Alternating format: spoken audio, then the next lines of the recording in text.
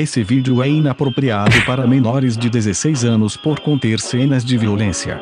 Mas caso você seja mais velho, separe sua pipoca e seu suquinho de laranja para dar aquela relaxada e aproveite o vídeo. Ai que delícia! Uma coisa que poucos sabem é que os zumbis não tinham qualquer relação com os mortos-vivos presentes no cinema e na TV no qual conhecemos. Muito antes de George Romero lançar a maravilhosa obra A Noite dos Mortos-Vivos, nas salas de bairro e drive-ins de todo o mundo, essas criaturas eram vistas de maneira bem diferente. Esqueça aquele lance de cadáver revivido por alguma contaminação de origem tóxica ou diversa e que come carne humana, cérebro e que espalha todo um pandemônio apocalíptico.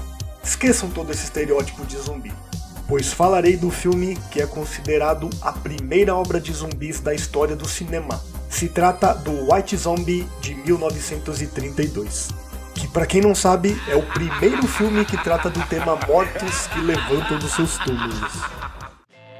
Antes de Zumbi Branco, a figura do zumbi era pouco difundida no imaginário de uma grande população.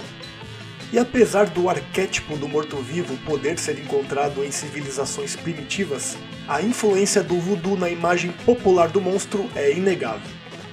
O conceito mais tradicional até aquelas épocas era do zumbi haitiano. O zumbi ligado ao voodoo, que nada mais é do que um cadáver que era ressuscitado por meio de magia negra. Esse zumbi ocasionalmente acabava se tornando um escravo sem consciência, obedecendo às ordens de um mestre, que no caso seria o feiticeiro responsável pelo seu aprisionamento mental. E com isso, o pobre coitado do morto-vivo acabava se pondo a trabalhar de maneira mecânica, sob o efeito de entorpecentes usados no ritual voodoo. Todos esses conceitos foram abordados no livro The Magic Island, escrito pelo jornalista e escritor William Seabrook. Ele mesmo havia estado no Haiti em 1928 e testemunhado diversos rituais voodoos. A Ilha da Magia foi publicada nos Estados Unidos em 1929 e foi instantaneamente um sucesso entre a população culta, fazendo de Seabrook o grande responsável pela popularização dos mortos-vivos no Ocidente. Nessa altura do campeonato, os zumbis estavam tão famosos que em 1932 foi realizada uma peça teatral chamada de Zombie. E não era de se esperar que isso acontecesse, pois em 1931, personagens como Drácula e Frankenstein já faziam um enorme sucesso em filmes e peças. E o produtor teatral, o Kenneth Webb, quis pegar carona e se apossou do imaginário gerado pelos relatos de William Seabrook no Haiti. No entanto, a peça não repercutiu como Webb esperava, mas serviu de inspiração para que dois produtores de cinema, os irmãos Victor e Edward Halperin, se motivassem a lançar a figura do morto-vivo nas telas, com o filme White Zombie. E para a alegria dos dois, eles ainda contaram com a ajuda de um excelente roteirista canadense, o Garnet Weston, que escreveu o roteiro escancaradamente inspirado no livro de William Seabrook. Fora isso, eles tiveram também a parceria da Universal para a produção da obra. Pois é, estou falando dela mesma, a Universal Pictures, um dos estúdios mais antigos de cinema ainda em atividade no mundo. Mas, todavia, estamos falando de uma época em que a Universal ainda não era uma gigante como veio a se tornar, mas que já tinha trazido grandes clássicos do terror como os já citados Drácula e Frankenstein. Mesmo com a parceria da Universal, White Zombie possui status de filme independente, com um orçamento bastante apertado. Tanto que aqueles grandes cenários de salões e corredores escuros nada mais eram que os cenários de Drácula e Frankenstein alugados pela Universal, como uma forma de poupar mais dinheiro. E realmente pouparam, pois o filme foi gravado em apenas 11 dias. Isso mesmo, 11 dias. Mas não foi apenas White Zombie que sofreu com isso. Na época, os filmes de terror, com exceção claro de Frankenstein e Drácula, eram feitos por estúdios pequenos que tinham orçamentos pífios demais. Com seus 69 minutos de duração, a produção recebeu críticas ruins que visavam o enredo e, principalmente, a atuação abaixo da média dos personagens. E isso não era de se esperar, pois como a maioria dos atores vinham da escola do cinema mudo, eles usavam bastante a linguagem corporal do teatro para expressar a profundidade de suas emoções. Muitos protagonistas não eram tão bons para os padrões do audiovisual, alguns inclusive nem vinham do teatro, e com isso eles dependiam da pantomima, através de gestos, expressões faciais, movimentos e até mesmo na dança. Lembrando que nessa época ainda eram produzidos filmes mudos. Até aí tudo bem. O grande problema é que os atores carregavam excessivamente as atuações e o que deveria ser algo assustador acabava sendo histriônico e engraçado. Para quem quiser se aprofundar melhor no assunto, fica aqui uma dica cinéfila para vocês, de um filme que foi lançado em 2011 e se chama O Artista. Nele é relatada toda aquela época da passagem dos filmes mudos para os filmes falados, em que muitos atores não se adaptaram ao novo modelo de cinema e caíram em decadência. E o que eu acho super bacana é que, para manter aquela atmosfera da época, a película se passa em preto e branco e explica muito bem como foi toda essa transição. Eu recomendo demais que vocês assistam, o filme é muito bom, viu galera? E chega até a ser engraçado eu falar de pantomima, porque mesmo depois de algumas décadas, quando já se tinha as TVs coloridas, alguns filmes abusaram muito dessas expressividades que acabaram ficando tão exageradas quanto.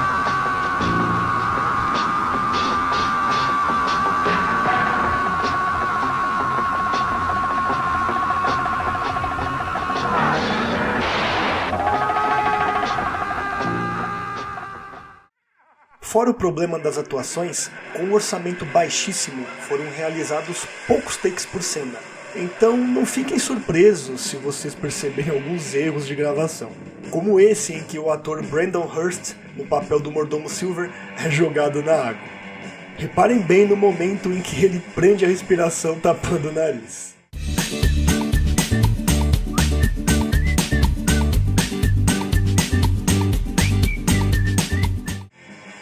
E aquele falcão, que vira e mexe aparece e todo mundo insiste em chamá-lo de abutre.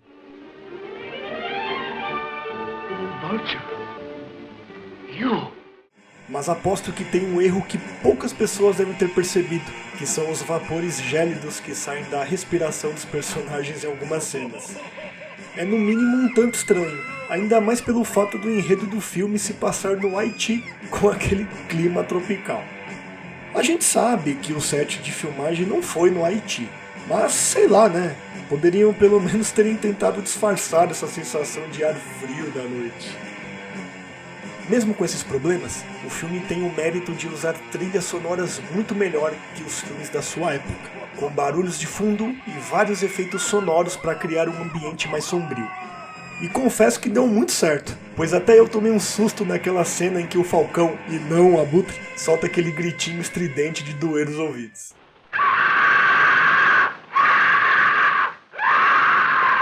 Outro mérito em que Zumbi Branco pode se gabar é da brilhante atuação de um dos atores mais importantes da história cinematográfica. Ninguém mais, ninguém menos que o ator húngaro Bela Lugosi, que já era visto como um astro depois de ter encarnado o papel de Drácula. Mas desta vez, ele fez o papel do icônico feiticeiro Murder Legendary. Olha o nome do Manolo, hein? Em uma atuação que muitos acreditam rivalizar até mesmo com a do Conde Vampirão. Ao contrário do restante do elenco, Lugosi trazia mais bagagem de experiência, até porque ele não era um ator limitado apenas ao cinema mudo, mas também já havia feito trabalhos no audiovisual. Algumas das melhores cenas de White Zombie são protagonizadas por Bela Lugosi, entregando uma das atuações mais memoráveis da sua carreira, com aquele marcante sotaque do leste europeu e olhar sombrio. O cara era tão à frente do seu tempo que já manjava até fazer os ninjutsus do Naruto. Vocês acham que eu tô mentindo? Então deem uma olhada aí.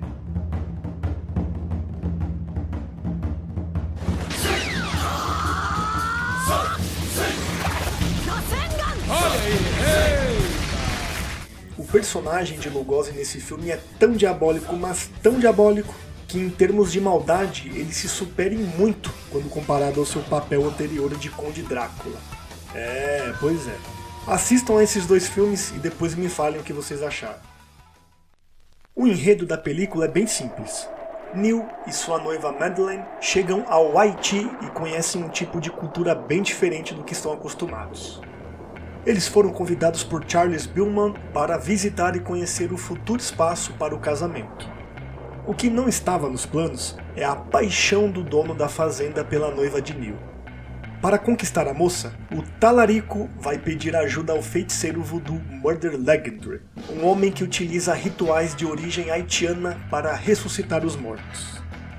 Legendary insiste que a única maneira de Belmont ter Madeleine é transformá-la em um zumbi para que ela fique sob seu total comando.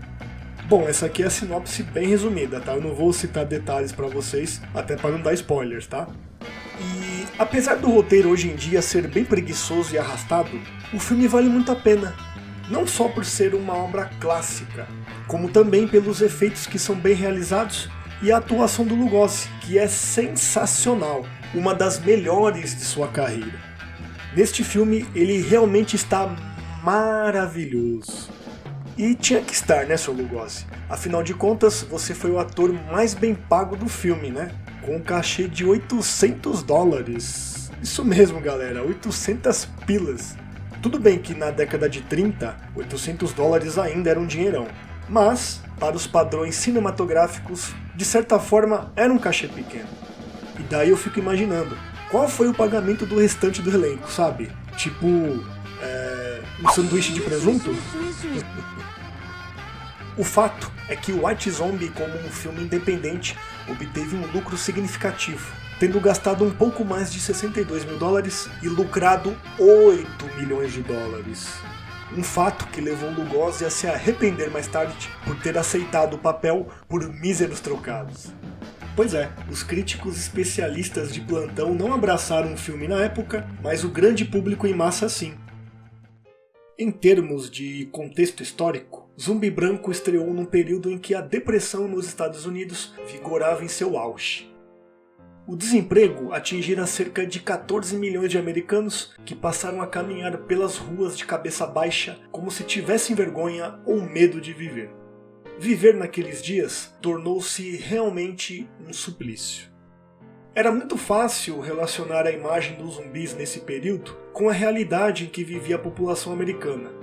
E isso me faz pensar no seguinte, que trazer uma obra que se identificava com o grande público da época talvez fosse um dos ingredientes que fizeram com que o filme alcançasse esse grande êxito comercial, apesar de muitas críticas que ele sofreu na época. O sucesso de bilheteria do filme chamou a atenção de Kenneth Webb. Para quem não lembra, é aquele mesmo produtor teatral que havia produzido a peça Zombie. Ele acabou processando os produtores por plágio, mas para sua tristeza, perdeu a ação.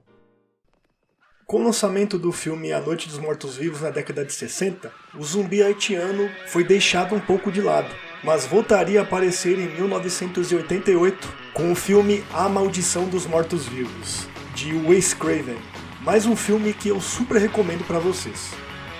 E não bastasse as telas de cinema, a influência de Zumbi Branco também se deu no campo musical, influenciando Rob Cummings, sim, ele mesmo, o Rob Zombie, a montar a banda White Zombie em 1985.